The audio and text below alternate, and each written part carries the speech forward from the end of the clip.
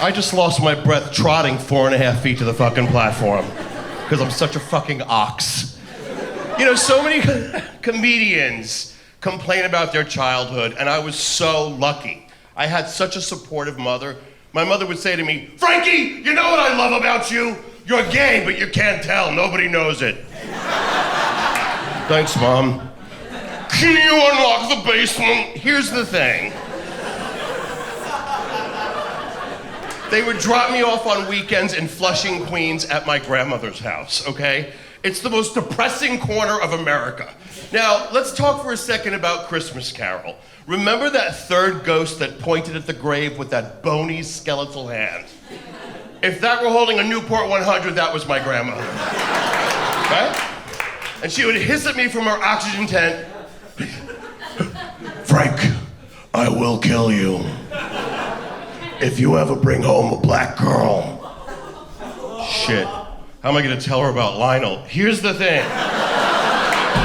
It's a new world again. Because, you know, like back then in my day, you worked out so you wouldn't get beaten up at the multiplex parking lot, you know? And the generation ahead of me, they would fight and they would picket for HIV medications, you know? Now it's 2019. Now it's, I'm sapiosexual, I'm demisexual, I'm pansexual. What the fuck do these words mean? Okay, they were invented in July. Give me 1 second. Sapiosexual means you have to have an intelligence connection with someone, right? Demisexual means you have to have an emotional connection with someone before you can get it on. Pansexual means you can fuck a corn on the cob or a paperclip. Like, it doesn't fucking matter. Like, I'm Prozac sexual, and I haven't seen my penis since 2012 because of side effects. Thank you. Like, if I could talk to it, I'd be like, "Dude, what is going on? Where are you?" And it would be like, "Don't I know you? We used to have so much fun together." "No, I'm not sleeping. I'm just resting my eye." That was a penis joke. It's the first dick joke I've written in 10 years, and I just did it for you people. And it got a good response, but it's never enough. How are you? See, you're not on Lexapro or Wellbutrin or anything. Like, that's like a nice, normal, or maybe you are, actually. You look a little miserable. You look like I just told you the test was positive. Are you okay? My sister lives in a town called Massapequa. It's on Long Island. Yeah, thank you. It's nail salon, pork store, nail salon, pork store. "Hey, bitch, when you get your fucking manicure, pick me up some gabagool." It's so depressing. And this is a very Jersey, Long Island thing. She won't let her kids go on a field trip to see Wicked. Like, she's obsessed with terrorism. They still, to this day. I'm like, if the missile hits Manhattan, Donna, nobody's been named Donna since 1952. Let's just say that. You're gonna evaporate 10 seconds after I evaporate. She calls me up in a blind panic at least once a week. "Oh God, Frank, we don't know who these people are. Some of them are black, some of them are white. Most of them look like you." It's amazing being racially profiled by a sibling as a member of Al-Qaeda.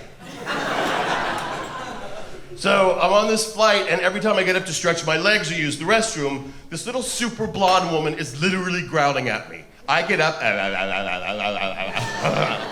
feel this tension. Like, I get it. I know what this oblong beast looks like floating onto an aircraft, you know.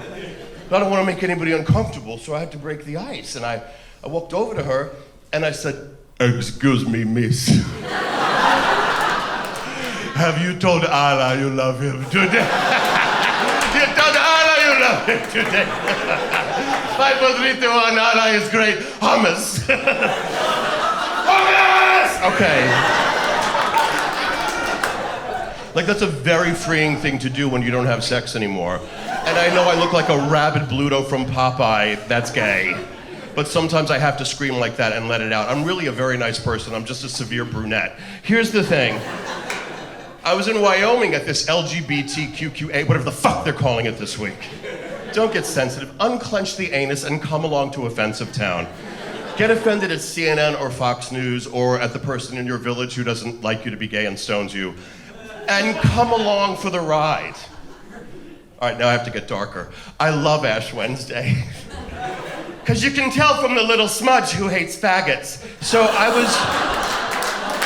Right? Thank you. So I was in Wyoming, and all the guys there were from Colorado, because all the gay guys in Wyoming have been murdered. Anyway, they were telling me that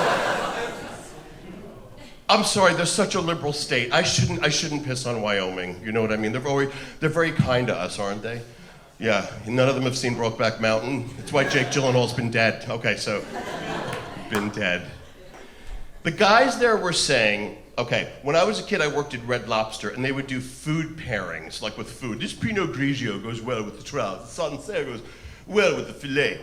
My point is this. In Colorado, they're doing food pairings now with pot, like where pot is legal in those little cafes. This goes well with Frosted Flakes.